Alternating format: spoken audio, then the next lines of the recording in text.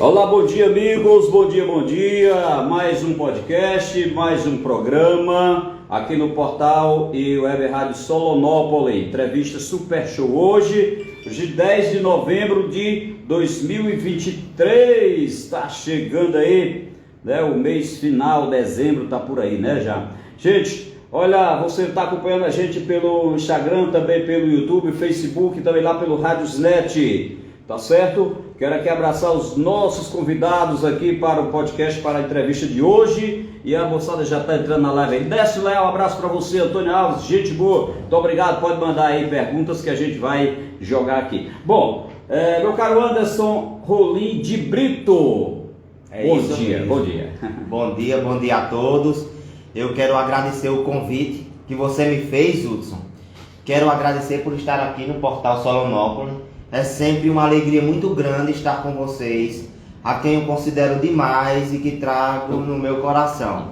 Eu também quero aproveitar, cumprimentar aqueles que estão nos assistindo pelo portal, dizer a eles que todas as perguntas serão bem acolhidas, serão bem-vindas, e também cumprimentar os meus seguidores que me acompanham através do perfil @BritoAnderson1, que estão conosco também nesta entrevista. Muito legal. Lembrando que ontem nós tivemos também o prazer, a satisfação de transmitir pelo portal Solonópolis a sua palestra lá na Escola Profissionalizante. Foi muito show, viu? Muito bacana. Que bom que você gostou. Na verdade, todas as vezes que nós somos convidados a Solonópolis, nós nos sentimos muito à vontade para falarmos de diversos temas, sobre diversas pautas. Ontem tivemos a oportunidade de falarmos sobre família, sobre sonhos, objetivos de vida, sobre a melhor maneira de conduzirmos a nossa existência na Terra, diminuindo as dificuldades e potencializando a nossa coragem e a nossa força. Foi para mim um momento gratificante. Beleza, alguém de coco aí fresquinha, né? Deixa eu abraçar a nossa amiga Sandra, cajazeirense, Olha aí, rapaz, não tá aparecendo nas imagens aqui, fica pra cá, né? Abraçar o cowboy, nosso amigo Anderson Silva, né? Xará aqui. E a Laura, minha irmã, querida Laura, ela é... Ixi, é tanta coisa essa mulher. É professora, é fisioterapeuta, o que mais? Não, psicóloga, farmacêutica, tem mais formatura? Pedagoga. Bom dia, minha irmã. Um beijo pra você. Bom dia a todos os ouvintes, né? Todos solonópolenses. Bom dia, Anderson. Foi uma alegria ouvi-lo, né? Bom dia, Sandra, Anderson de novo, nosso companheiro aí de guerra.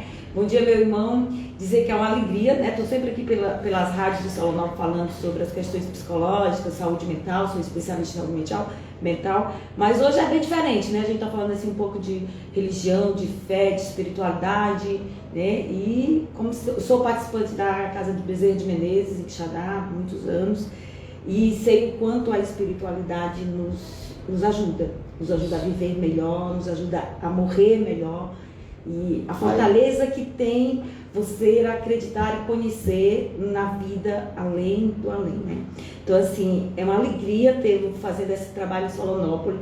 Estive junto com a comunidade de Solonópolis quando o primeiro centro foi, há uns 10 anos atrás, o pessoal começou a formar o Marcílio, na Ana Keida, o Fernando, começaram a abrir um centro, ficaram um tempo, mas depois tiveram que dispersar, e agora essa turma vem aí com o Kellyton, né, com a Lúcia, com a galera bem jovem, a Leitinha. Exatamente. Uma maravilha, fazendo um trabalho não para os humanos, não para os encarnados, mas essencialmente para os desencarnados.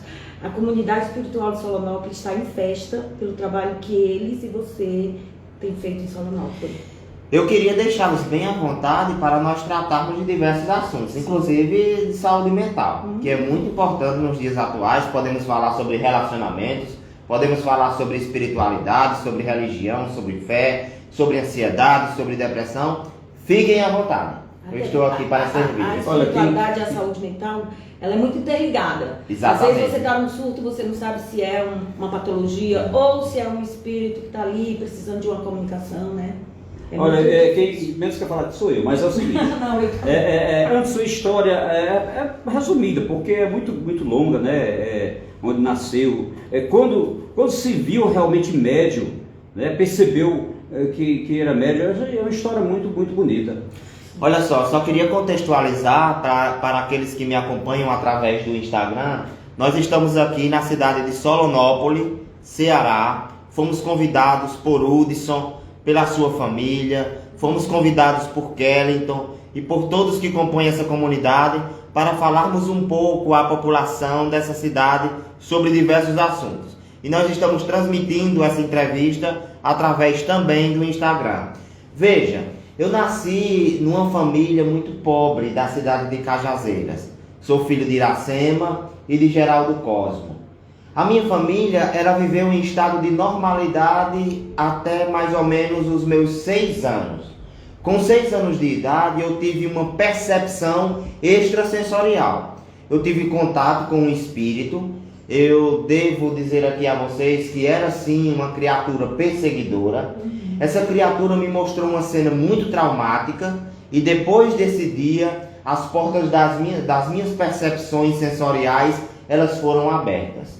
Eu sempre ouvia, via, sentia as energias das pessoas e para uma criança, esse tipo de percepção é muito desorganizadora, muito conflituosa. A minha família, que vem de um berço do catolicismo, me levou para diversos médicos para entender o que é que estava ocorrendo no meu desenvolvimento psicológico.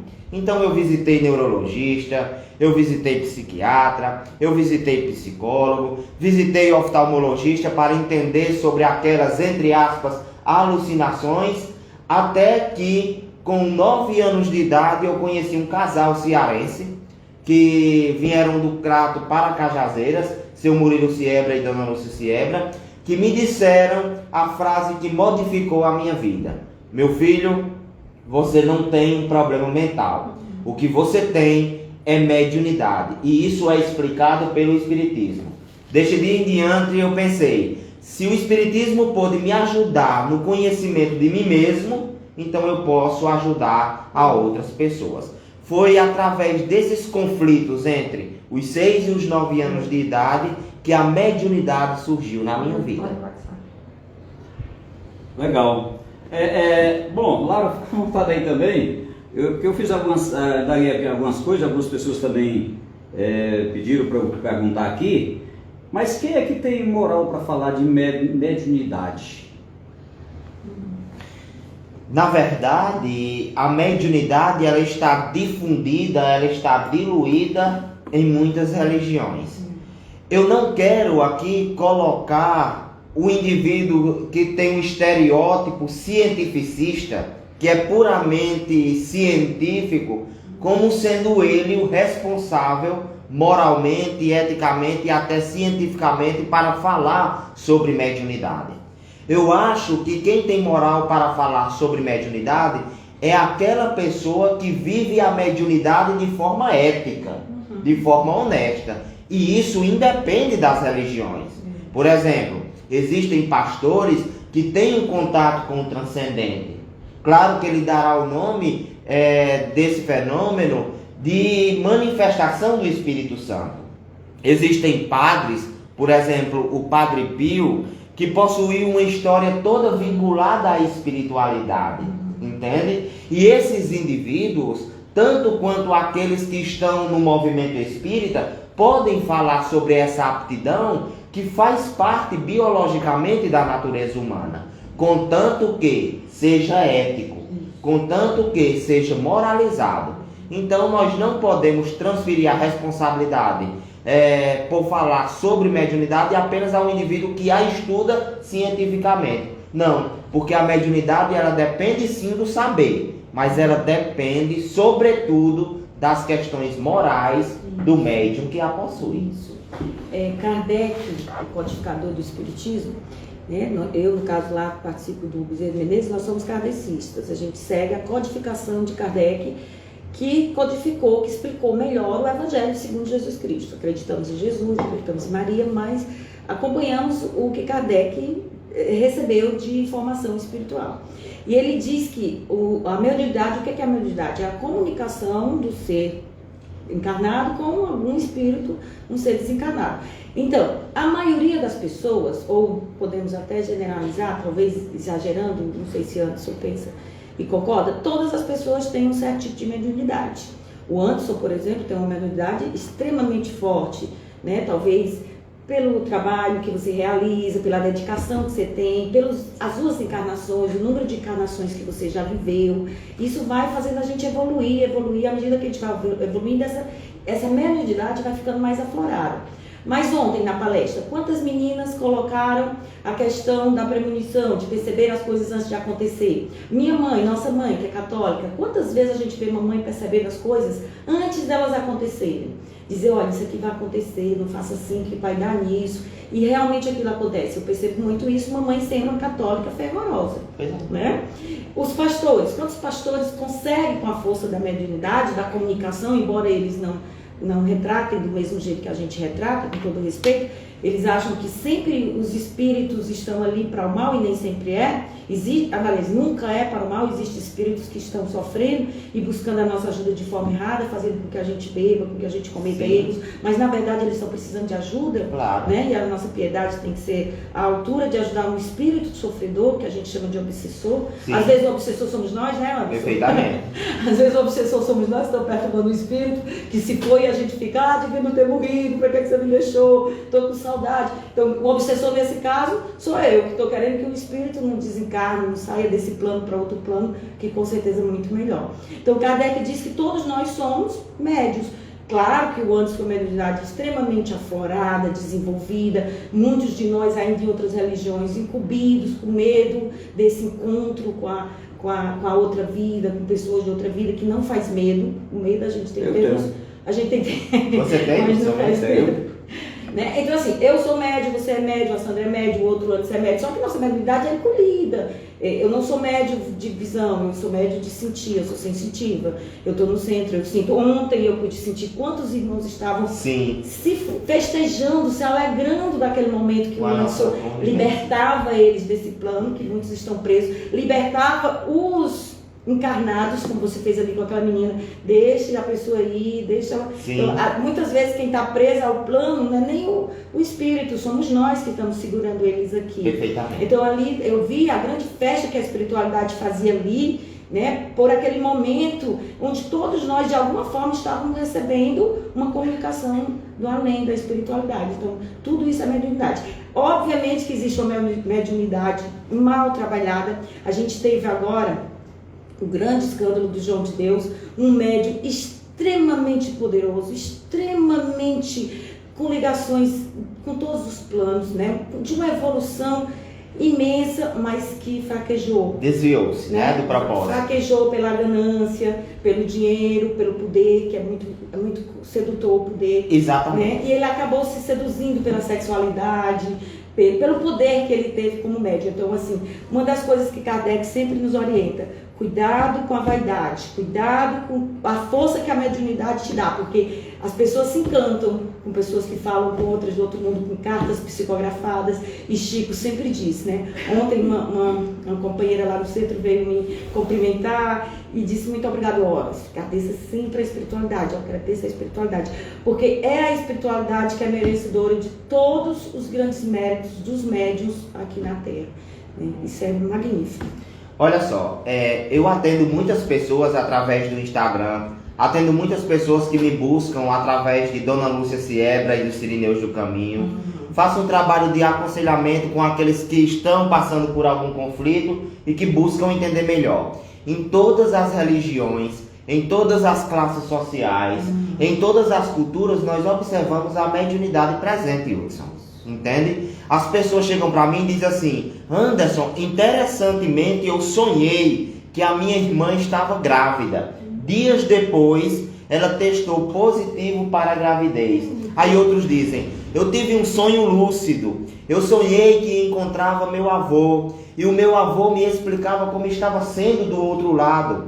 A própria história de Solonópolis está saturada de fenômenos mediúnicos. Então o que ela falou é algo fundamentado em uma grande verdade.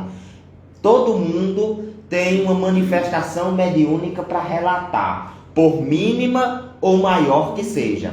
Tem pessoas que veem, tem pessoas que escutam, que tem uma clarividência, uma clareaudiência, tem pessoas que saem do corpo durante o sono físico, que possuem sonhos lúcidos, e tem pessoas que sentem presenças. Por exemplo, nossa, cheguei aqui neste local e algo não está bem, não está correto. Eu sinto na minha pele, eu tenho uma sensação de que tem uma energia muito pesada neste ambiente. Isso também é mediunidade. Um outro ponto que você trouxe na sua fala, que é de fundamental importância, é esse caso que ocorreu com o médium João de Deus, que, claro, possuía e possui mediunidade, mas que se desviou moralmente. E o Zenete Bandeira, uma psicóloga de Cajazeiras e que foi professora da UFCG enquanto esteve encarnada, ela sempre dizia às pessoas nas palestras: mediunidade é uma faca de dois gumes, ou seja, ela pode ser usada para o bem e ela pode ser usada para o mal. É um instrumento dúbio. Do mesmo modo, a comunicação. Você pode utilizar a comunicação aqui no podcast, Hudson, para esclarecer as pessoas. Mas você poderia também utilizar a comunicação para espalhar fake news.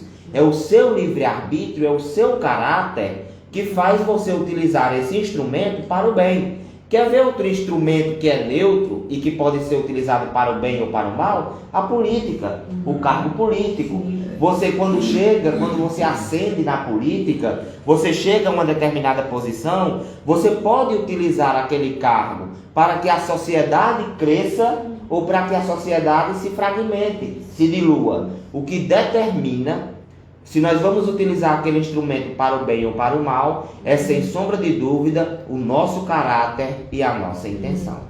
Ontem você falava, né, sobre o fruto das árvores, lembra? Que você colocou o bom fruto e o mau fruto, né? Perfeitamente. Chico também falava muito sobre isso, Chico Xavier, né? E ele sempre dizia, o livre-arbítrio é raro, porque às vezes me perguntaram ontem, por que João de Deus, mesmo fazendo, meu filho me perguntou, por que João de Deus, mesmo fazendo tudo que ele estava fazendo, que não era legal, estuprar, a questão financeira, né, aquela ganância que infelizmente ele desenvolveu, os dons dele não foram cortados, porque Deus dá o livre-arbítrio. Claro. Nós temos o livre-arbítrio. Você, como antes colocava, os frutos da árvore é você que escolhe. Né? Se você vai usar aquilo para o bem ou para o mal. Obviamente que usando para o bem, a sua evolução vai ser maior. E você ajuda na evolução de outras pessoas. Exatamente. Olha, 11h27, o que eu estou fazendo no meio dessas férias aqui, meu Deus do céu? Olha, gente, é muito prazer, muita alegria estar conversando com o Anderson e com a Laura, tá certo? Quero mandar um abraço a todos do Instagram também, gente boa, muito obrigado, o Portal Solonópole, Dilma Souza, abraço, Antônia Alves. Bom, a dona Ana Rabelo, abraço para você, grande empresária. Noelice, lá da cidade de Milã, vendedora nata, nota 10 para você. Deixa eu fazer aqui uma pergunta família, né? O núcleo familiar, dentro de casa, um médium, psicóloga, e por que acontece tantas coisas anormais? Conflitos. Conflitos. Você quer responder? A gente não nasce numa família porque foi empurrado. Ninguém pegou a gente lá de cima e disse: Tom, vai lá para a família Nogueira Pinheiro em Solonópole. Foi uma escolha minha, foi uma escolha sua, Hudson, foi uma escolha do Anderson. Ou seja, todos nós escolhemos, temos o livre-arbítrio lá em cima de escolher se queremos ou não vir para aquela família. Na hora que a gente decide vir, o nosso espírito já vem preparado para evolução. Por algum motivo eu encarnei naquela família. Por algum motivo meu pai está na minha família, eu estou na minha família, eu estive na família do Gleidson, do meu ex-marido. Meus filhos estão por algum motivo e eu sei muitos, graças a Deus já consegui perceber muitos motivos pelos quais eu estou na vida dos meus filhos e eles nas minhas. Mas o objetivo maior da nossa vida é para a nossa evolução. Porque a cada vez que a gente encarna para evoluir, para crescer, para desligar das picuinhas, da inveja, do rancor, do ódio, dos sentimentos negativos e aumentar os nossos sentimentos positivos, tipo o amor. Quando a gente consegue amar uma pessoa, apesar dela ter feito algo de ruim, a gente evoluiu. A gente já deu um passo à frente. Quando a gente nasce numa família que a gente encontra conflitos, provavelmente A gente teve em outras encarnações, uma grande possibilidade, a gente teve em outras encarnações desavenças, pessoas que a gente prejudicou, pessoas que a gente traiu, pessoas que a gente tirou a vida, pessoas que a gente fez algum tipo de mal. E por escolha nossa, a gente veio para recuperar, para ressignificar aquele momento da vida passada.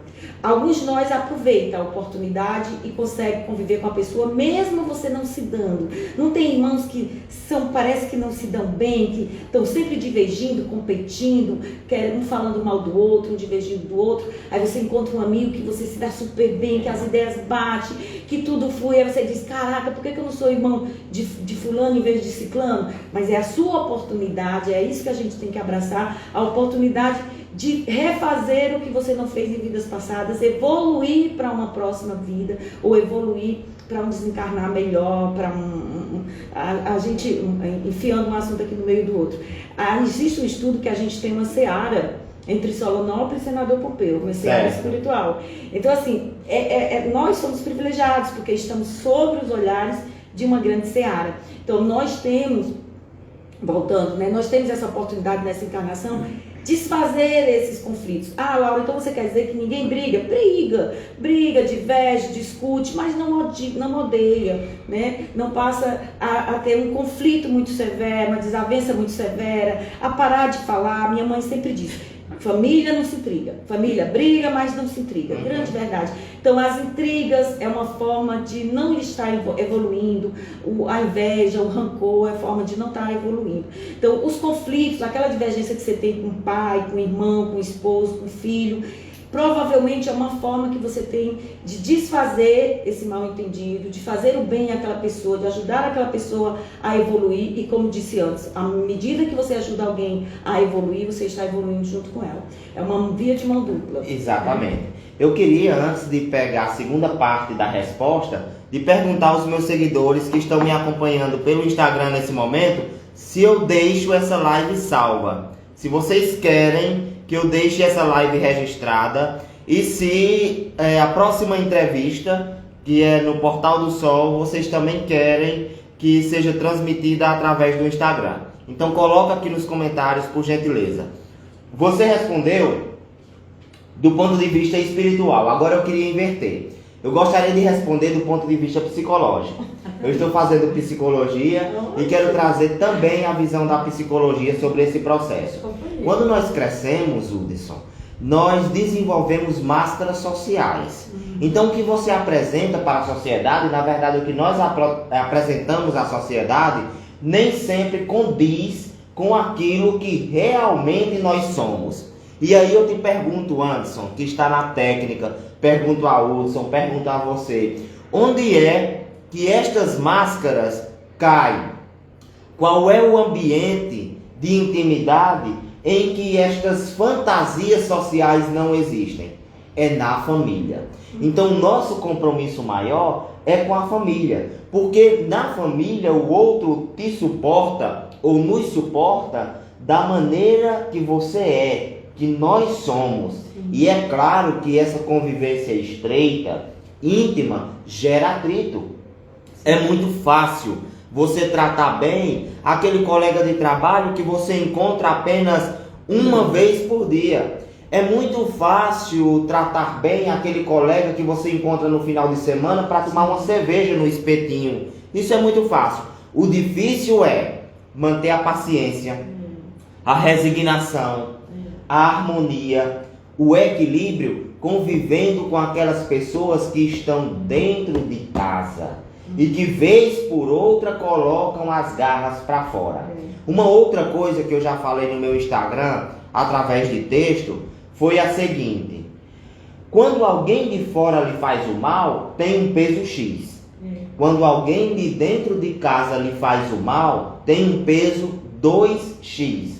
Por quê? Dói mais, pesa mais. Você não espera a deslealdade daquele que vive dentro da mesma casa que você. Você não espera que ele te desrespeite. Você não espera que ela te desarmonize. E quando isso acontece, você sofre muito mais. É na família que nós temos que dar testemunho da paciência que nós temos. Eu não sei se você já, qual semestre você está na psicologia, está em qual semestre? Na verdade eu entrei desblocado porque aproveitei algumas disciplinas, a coordenadora me ajudou com outras, legal. e nós estamos aí ainda no primeiro período, mas apaixonados pelo curso. Tem um cara, Carl Jung, fala muito bem disso aí, quem quiser ler Jung, sobre as personas, as personalidades que nós usamos. Aí Freud, que é o pai da psicanálise, já veio dizer que as personalidades, na verdade eles dois eram psicanalistas, né, contemporâneos, psicanalistas, e Jung veio dizer que as personalidades que a gente usa, na verdade, são mecanismos de defesa. Elas ajudam a gente a não enlouquecer, mas que, como antes colocou, tem que ter cuidado, porque às vezes assusta a tua esposa, assusta os seus filhos, porque você mostra uma personalidade que não era até então conhecida. Por exemplo, quando as pessoas bebem, mostra uma personalidade diferente. Quando as pessoas estão traindo, tem uma personalidade diferente. Quando as pessoas estão obcecadas para ganhar um dinheiro ou ganhar um emprego, o poder faz as pessoas usarem muitas personalidades diferentes. Aqui eu estou falando com você, você é meu amigo, lá atrás você está me traindo. Então, a psicologia e a espiritualidade, elas têm toda essa interface, essa interligação que dificulta de certa forma, mas ao mesmo tempo explica, né? Exatamente. São ciências, são filosofias complementares. Muito bem respondida a pergunta, viu? Estou aqui encantado. Tem um monte de gente na psicologia, você vai amar. Nossa, se eu tivesse fazer outro curso, eu faria psicologia. De novo. Gente, manda esse link aí para as famílias, viu? Porque você pode mandar mais tarde, pode mandar qualquer dia, né? Para que as pessoas aproveitem. Maurília, obrigado, abraço para você. 11h36, nós estamos no prazo bom aqui, vamos em frente. Bom, sonhos, a pessoa sonhar. Fala um pouco desse negócio que é tão invocado. A Laura para você, sonhos. A Laura me passou a responsabilidade dessa resposta e eu fico muito alegre em responder. Teve um dos meus seguidores que me perguntou sobre as mães narcisistas. Antes de entrarmos em sonhos, nós queríamos falar sobre esses familiares narcisistas. Olha, quando nós estamos crescendo, nos desenvolvendo, é muito difícil nos desvincularmos das opiniões familiares. Então tem pessoas que simplesmente deixam de viver para atender o sonho da família, para atender as expectativas da mãe, para atender as expectativas do pai. Os pais, eles nos querem bem, pelo menos isso é uma regra geral. Existem exceções. Os pais, eles nos querem bem. Os pais nos querem com um bom desenvolvimento profissional. Mas às vezes a pressão é tão grande que o indivíduo tem dificuldade de viver a sua própria autonomia, a sua própria liberdade existencial. Então eu sugiro a vocês, diante de uma mãe narcisista, diante de um pai narcisista, um irmão mais cobrador, que desenvolva a paciência, que desenvolva a resignação e que saiba separar aquilo que é seu e aquilo que é do outro. Você tem liberdade para, com respeito, ética e moral, buscar os seus próprios sonhos. Você não deve nada a ninguém e, portanto, você não está vinculado a nenhuma conta eterna. Contanto que você seja um indivíduo respeitoso, você pode sim seguir o seu próprio caminho. Os sonhos. Quem se deteve ao estudo dos sonhos foi Freud em 1900 e ele trouxe o sonho como sendo um acesso ao inconsciente. Por exemplo, alguém que tem um desejo muito forte, seja no âmbito sexual ou em qualquer outra área da vida, quando vai dormir, possa ser que tenha um sonho que represente esse desejo, que represente essa vontade. Então, a priori, o primeiro estudo sobre sonho foi trazido por Freud em 1900, um estudo muito sério, onde ele diz que o sonho é uma representação disfarçada de um desejo reprimido. Ou seja, o sonho é um produto do nosso inconsciente. Mas nós temos visto, principalmente nos últimos tempos, pessoas que através do sonho interagem com o mundo espiritual. E aí nós temos também uma classificação para isso. Chama-se de mediunidade onírica. Eu já tive relatos de seguidores meus que sonharam com um familiar que partiu e esse familiar aconselhando, dizendo assim: eu quero pedir até pelo amor de Deus que meus filhos que ficaram na casa, que é uma casa de herdeiros, parem de brigar, porque eles tiram a minha paz com essa briga. Eu deixei a casa para eles, para que eles dividissem na venda da casa os recursos e pudessem tocar a vida em frente. Já tive relatos desse tipo. Isso é uma mediunidade onírica. Tem relatos também no seguinte sentido: eu sonhei e dias depois aconteceu. São sonhos premonitórios. E existem aqueles que têm a capacidade de interpretar o sonho. Alguém dirá: Anderson, mas essa capacidade mediúnica não é, vamos dizer assim, permitida segundo os textos bíblicos. Claro que é. O próprio José do Egito tornou-se braço direito de Faraó porque interpretou o sonho de Faraó. Isso é mediunidade onírica.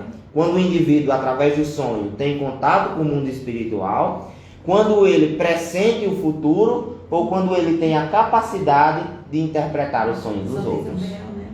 São de Isabel e tantos outros. Legal. 11h40, das turma boa do Instagram, valeu. Também quem está lá no Radiosnet, né, acompanhando pelo portal, muito obrigado, valeu mesmo. Bom, deixa eu ver mais aqui. Vocês, médios, vê mortos? Ixi, rapaz, falam com eles? As pessoas perguntam, eu estou aqui, viu? A maioria dos médios já mais evoluídos, como Anderson, Chico Xavier, eu tô rindo, mas é com medo, Divaldo, nossa, uma galera. Pelo amor de Deus.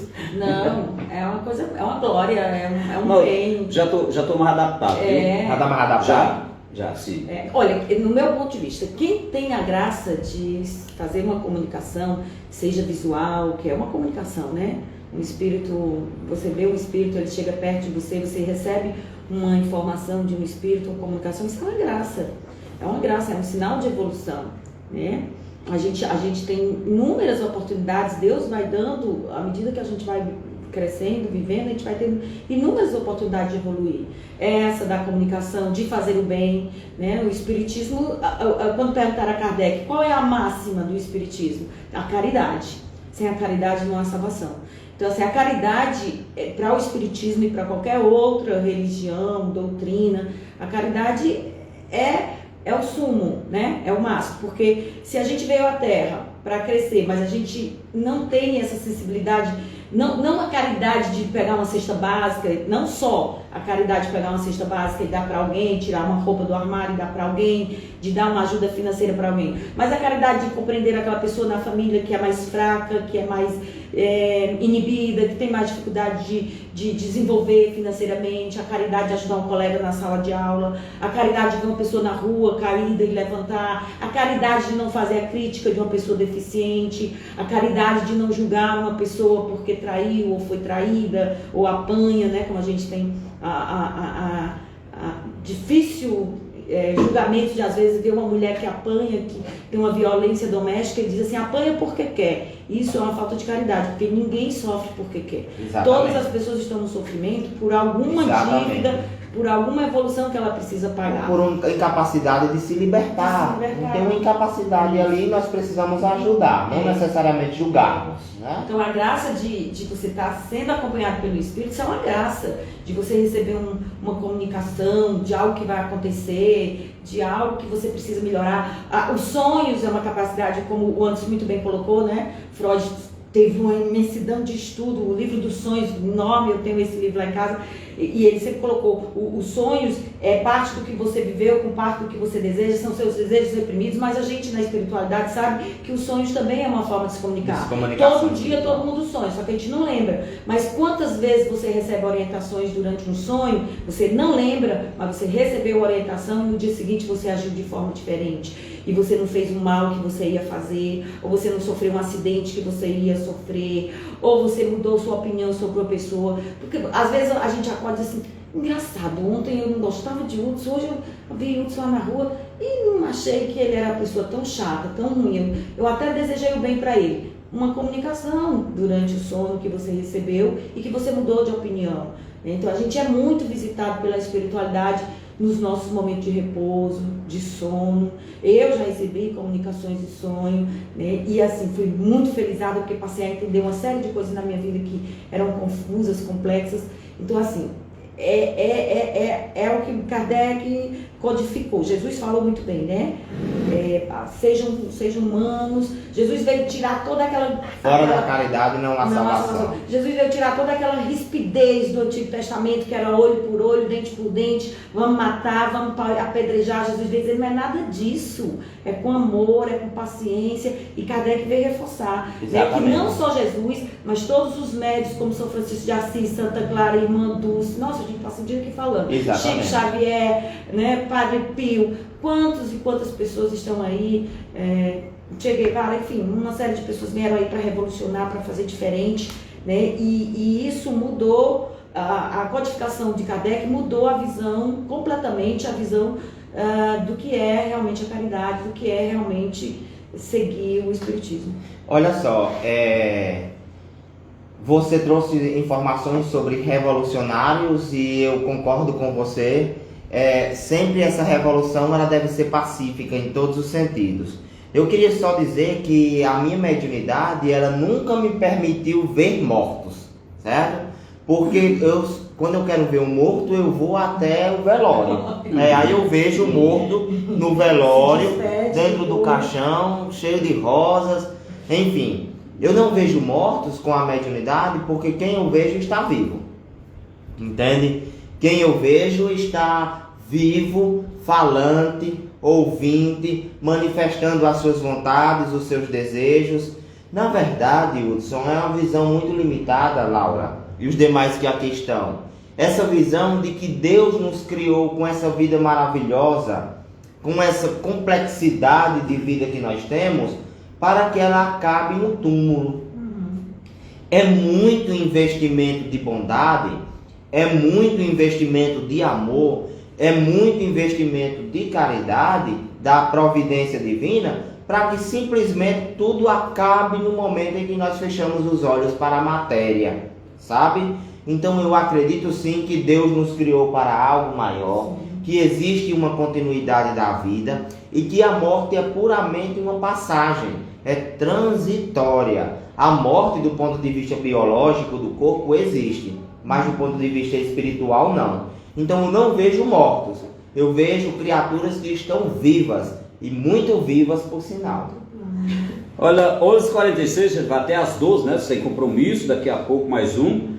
Que bom, né? Agenda bem completa aqui em Solonópolis. Bom, Brasileiro Nogueira, abraço, minha irmã também tá ligadinha com a gente. Valeu a todos os nossos parceiros. A turma boa tá certo, a turma boa que tá se preparando aí, né, para sair do sedentarismo aí, tá? Corrida dia 2 de dezembro, a gente vai correr 5 km e tomar caldo de cana com pastel. Muito bem, agora tem que ser pouco, porque parece que embebeda, não é? Dizem que caldo de cana, quando se toma demais, embebeda. Depende do costume, viu? Depende do costume, né? Então eu tô falando com especialista. Bom, Solonópolis hoje temos Centro Espírita e eu acompanho, né, porque a Lúcia é fielmente presente, né, que independente da religião, essas pessoas estão sendo beneficiadas com o grupo, né? Estão sendo atendidas e estão passando bem. Como é que você analisa isso hoje em Solonópolis? O centro, o trabalho e o avanço? Primeiramente, para contextualizar com aqueles que me ouvem, que me veem através do Instagram, eu tive contato com essa família aqui em Solonópolis, primeiramente através de Dr. Hermerson, que é juiz em Cajazeiras e que é filho de Hudson e que é filho de Lúcia. Então eu tive depois um contato com Lúcia e com Hudson. Foi assim um contato muito especial, porque de fato eu me senti inserido na família de vocês. Vocês sempre foram respeitosos comigo, agora conhecendo Laura, vocês sempre foram respeitosos comigo, sempre me acolheram muito bem e eu fico feliz em construir essa amizade. Uma casa espírita em uma determinada cidade, ela elucida muita coisa e ajuda muita gente, porque quantos e quantos não estão perturbados com a mediunidade sem saberem onde buscar orientação.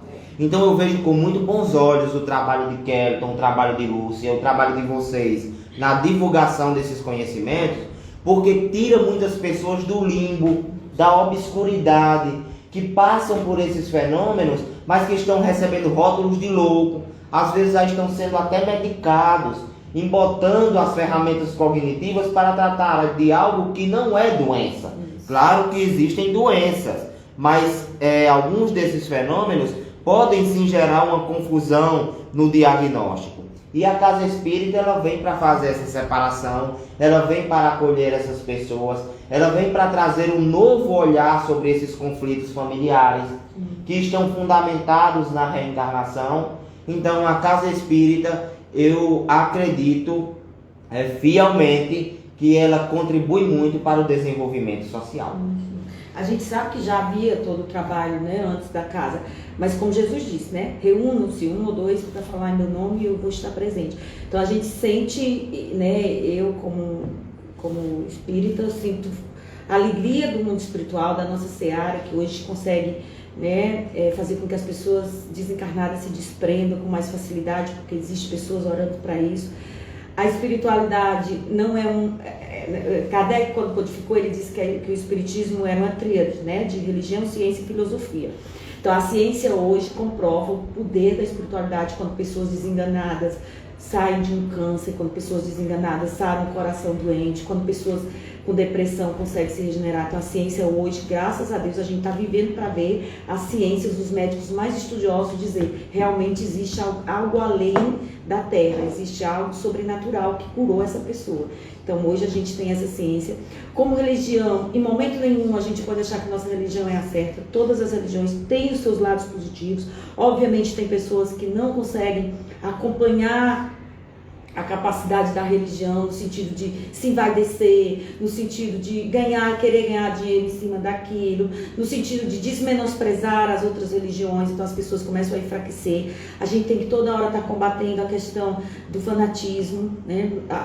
Até porque pela a grandeza, o prêmio que a gente teve de ter conhecimento, a gente sabe que a nossa maior fraqueza é exatamente a ganância, quando a gente quer ganhar dinheiro, porque consegue ler a mão, consegue psicografar uma carta. Tudo isso tem que ser voluntário, sem remuneração, como fez Chico, como fez muitos seguidores do Espiritismo fazem, né? Como o Anderson faz e muitos outros.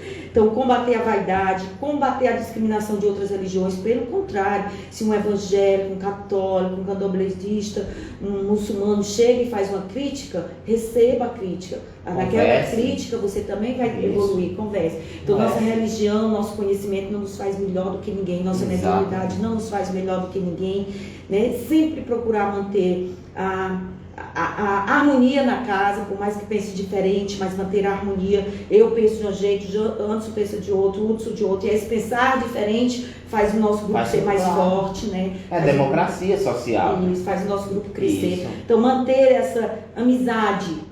A gente não precisa se amar. Eu sempre digo com minhas funcionárias, minha gente, quando eu faço reunião, minha gente, eu não estou pedindo aqui que vocês, eu tenho 22 funcionárias, eu não estou pedindo aqui que vocês se amem, estou pedindo que vocês se respeitem, porque isso aí é uma obrigação de uma obrigação recíproca, né? Veja, Laura, e tem muita gente também, Hudson, que diz o seguinte: perdoar é esquecer? Isso é uma pergunta muito frequente, né? Mas alguém me fez o mal, mas alguém me maltratou, então você está me propondo esquecer completamente o mal que foi realizado? Não é isso. Perdoar é você ressignificar essa mágoa, é beneficiar a si mesmo através da cicatrização desse ressentimento. Claro que você vai pegar a traição que o outro fez como sendo um fator a mais na sua experiência de vida, e você nem deve dar confianças sucessivas a quem lhe traiu. Você deve sim lembrar, até mesmo para se proteger. Perdoar significa você ressignificar essa ferida interna e você fazer com que ela, ao ser lembrada, não doa mais da maneira que doía.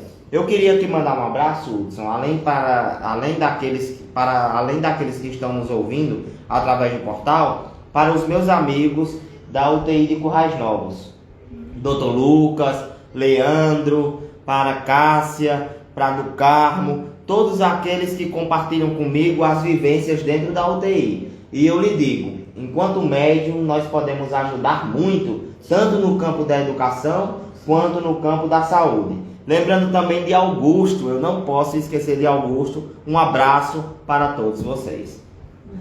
Muito legal. Olha, 11h54, chegando na reta final aqui do nosso podcast, da nossa entrevista. Abraçar Anderson Pinheiro Landinha, antes demais, meu irmão. Ele abraça aqui o Anderson, o Hudson, Laura. Valeu, Anderson Landinha. Um abraço para você.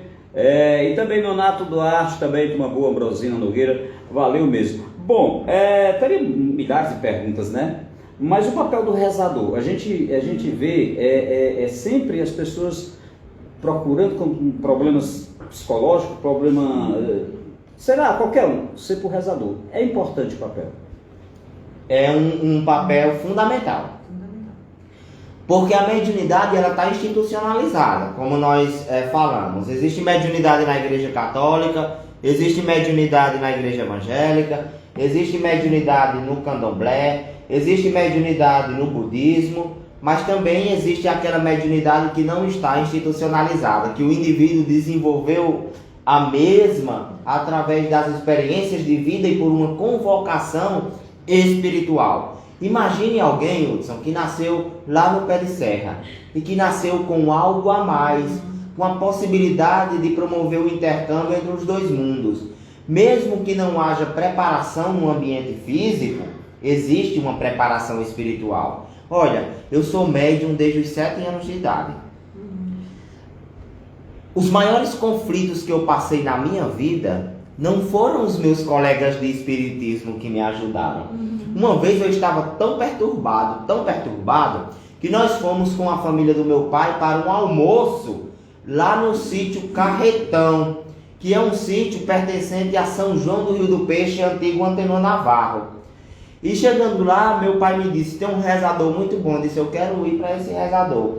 Pois foi justamente esse rezador, analfabeto, que morava sozinho em uma casa, que nunca passou dentro de uma casa espírita, que não conhecia sequer uma obra de Kardec, que me tirou da perturbação espiritual. Rezou em mim, e ele rezou assim os primeiros 30 minutos, e ele disse, eu vou rezar mais. Eu disse, arrocha não. E ele disse assim, mas você é carregado. Eu disse, pois é. E ele rezou mais meia hora, e me chamou para conversar. Pediu aos meus pais para saírem, e ele deu um aconselhamento que eu não encontrei em lugar nenhum. E esse aconselhamento que ele me deu, me tirou da perturbação espiritual. E sigo até hoje. Veja, a importância desse homem, que nunca passou por uma escola, mas que é detentor de grande saber. O rezador tem esse papel. Foi importante tocar desse assunto. Absolutamente importante. Dona Zefa, né? Quantas crianças Dona Zefa ajudou, quantas pessoas Dona Zefa e outros rezadores que a gente conhece na região. Dona Francisquinha, um abraço. Isso, Dona Francisquinha, isso que o Anderson traz, até porque o espiritismo é isso, é a mistura de religião, de ciência, de filosofia, né? Kardec vem deixar isso bem claro. Você precisa buscar a oração, o passe no centro. Na verdade, uma reza é um passe que a gente recebe lá no centro espírita, mas algumas pessoas fazem na sua casa, como Dona Zefa, como Dona Francisquinha. No hospital, a gente vê muitos médicos fazendo uma oração antes de cirurgiar aquela pessoa. Né? Não só médicos, mas profissionais da saúde, professores entram na sala de aula, dão um passe, fazem uma oração. Então, todas as profissões usufruem dessa grandeza, que é a mediunidade de uma pessoa que tem o poder, com energia maior, de desopilar, né, de aliviar as dores da outra pessoa. Isso é de fundamental importância, sem sombra de dúvidas. A oração, ela tem muito mais força e poder do que o medicamento. Eu, como farmacêutica, sim, pode ser. E não ajuda somente pessoas, não, ajuda objetos também. Eu não sei como é que está o nosso tempo, talvez esteja encerrando, mas vou contar um fato interessante que ocorreu. Eu fui chamado para um almoço na casa de um grande amigo meu, Nelson. Um abraço a Nelson aí em Cajazeiras. Ele vende carros e ele é um amigo do coração, à semelhança de vocês. Estava lá deitado após o almoço, comi aquela galinhada especial e me deitei. E no quarto da casa tinha uma janela. E lá tinha uma série de carros, cerca de 10 carros. Aí, num determinado carro, um carro muito caro, um carro muito moderno, eu percebi uma energia estranha e uma pessoa dentro dele. Eu disse, Nelson, vem cá. Aquele carro ali, especificamente aquele carro, tem algum problema? Ele disse, rapaz, aquele carro ali é uma grande dor de cabeça na minha vida. Eu comprei esse carro no Recife. Tá com mais ou menos 1 ano. De lá pra cá ele nunca funcionou. Nunca deu certo. Uma vez eu pensei que tinha ajeitado, vendi a um cliente, porque ele estava novo, zerado. Quando foi com 2 dias depois, o cliente devolveu dizendo que não ia ficar com o carro. Aí eu ajeitei de novo, gastei mais de 15 mil reais, vendi a outra pessoa porque julgava que estava funcionando o carro. Passou 3 dias, 4 dias, a pessoa veio me devolver dizendo que não ia ficar. Esse carro é um problema. E aí eu disse, vamos fazer um atendimento para nós ver qual é o problema real desse carro. Resultado, o dono do carro, o primeiro dono do carro havia morrido. Não conseguia se desvencilhar dos bens materiais e se achava detentor, possuidor daquele carro. Fizemos o atendimento, orientamos o homem, o espírito, depois o carro foi vendido, nunca mais apresentou problema elétrico.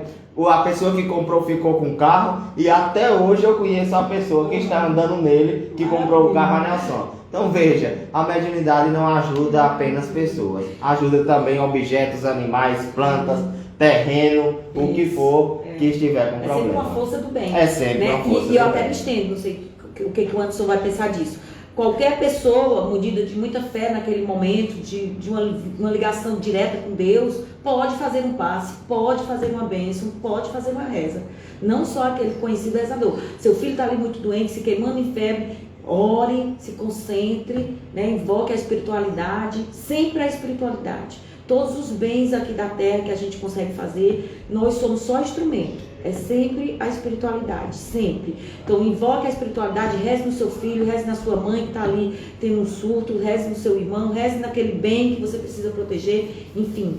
A força da fé é quem move as montanhas. É isso aí. Olha, por mim, eu ficaria muito tempo aqui, porque agora está crescendo mais os canais aqui, subindo no YouTube e também no Facebook, né? Sério? Mas fazer o quê, né? A gente tem compromisso, você tem compromisso também. Isso. Eu não, meu compromisso é aqui, eu ficava até 4 horas da tarde conversando com vocês, está bom demais. Ambrosinha Nogueira diz aqui, feliz em poder assistir esse momento, uma consulta espiritual, psicológica e curativa.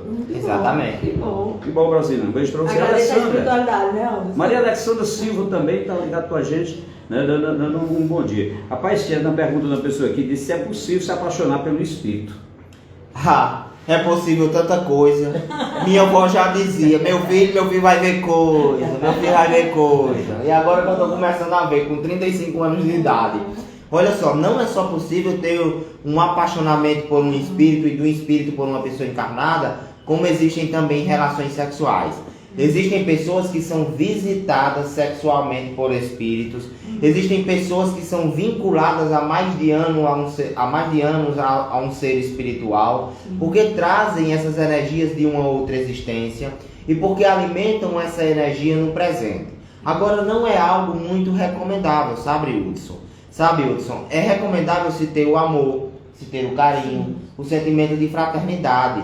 Mas um apaixonamento, um vínculo amoroso ou uma relação sexual não é recomendável, porque são energias distoantes, incoerentes. Uma está num nível de materialidade, a outra está em outro nível. Então fica incompatível. Se estamos na Terra, vivamos com os elementos da Terra, com as pessoas da Terra e com a cultura da Terra. Tudo bem? Anderson Pinheiro Landinha, abraço para você, tá me ligando, muita gente ligando aqui e mensagem mais. Na próxima vez você vai dar um tempo maior para o nosso programa, tá bom? Claro que vou. Vou deixar vocês aí para considerações finais, bem à vontade. Esse vínculo afetivo que a gente tem com o nosso anjo da guarda, com o nosso mentor, com o nosso guia espiritual, com certeza são vínculos de outras encarnações. Então não é uma paixão que surgiu nessa encarnação, provavelmente é uma paixão que vem de outras encarnações e que isso é muito forte, mas é como antes falou, cada pessoa no seu plano, né? Essa comunicação é viável e favorável. A paixão, a sexualidade, os desejos já devem ser evitados, porque nós estamos no corpo em evolução. O nosso corpo é só um empréstimo. Né? Quem vai continuar é o nosso espírito. Porque às vezes a gente diz, eu sou um espírito no corpo. Não, eu sou um corpo abençoado com espírito. Então é bom evitar, até porque a questão psicológica vai ficar um tanto confusa. Você não vai ter aquela pessoa fisicamente, você não vai poder dormir, casar, viajar. Então psicologicamente pode haver uma perturbação. Então, você não vai poder apresentar à sua família um noivo espiritual, né? Eu gostaria, Hudson, novamente de agradecer a Anderson que está na técnica, meu xará, agradecer a você pelo acolhimento, agradecer a Laura por essa partilha, por essa troca de conhecimentos. Eu estou indo dar entrevista em outra rádio local. Pergunto novamente aos meus seguidores se eles querem que nós continuemos essa transmissão. E gostaria de pedir às pessoas de Solonópolis e a todos que estão me escutando nesse momento que nos dê uma força através das redes sociais.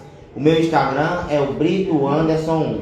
E lá nós falamos sobre tudo. Não falamos apenas sobre sexualidade. Nós falamos sobre autoestima, sobre ansiedade, sobre depressão, sobre psicologia, respondemos perguntas, falamos sobre sonhos, interagimos, ou seja, nós estamos bem abertos à discussão sobre diversos temas, claro, sempre de forma muito respeitosa e de forma muito democrática. Seria um pecado da minha parte na próxima vez que vir a Solonópolis não estar aqui para uma nova entrevista com você.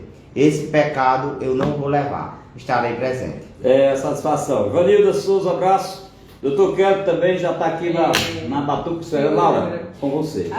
Só agradecer, né? Agradecer a Deus a oportunidade, agradecer a espiritualidade por todas as boas condições que nos dá, né? Agradecer a Anderson e ao pessoal do Centro Espírita de Solonópolis, né? A todos, indiferente, cada um tem seu papel. Obviamente que o trabalho da casa espiritual é muito divergente. Tem um que ajuda com dinheiro, tem um que ajuda a fazer a sopa, tem um que ajuda na oração, tem um que ajuda com paz. Todos os trabalhos que chegam à casa espiritual são bem-vindos e a espiritualidade é quem recompensa, quem agradece.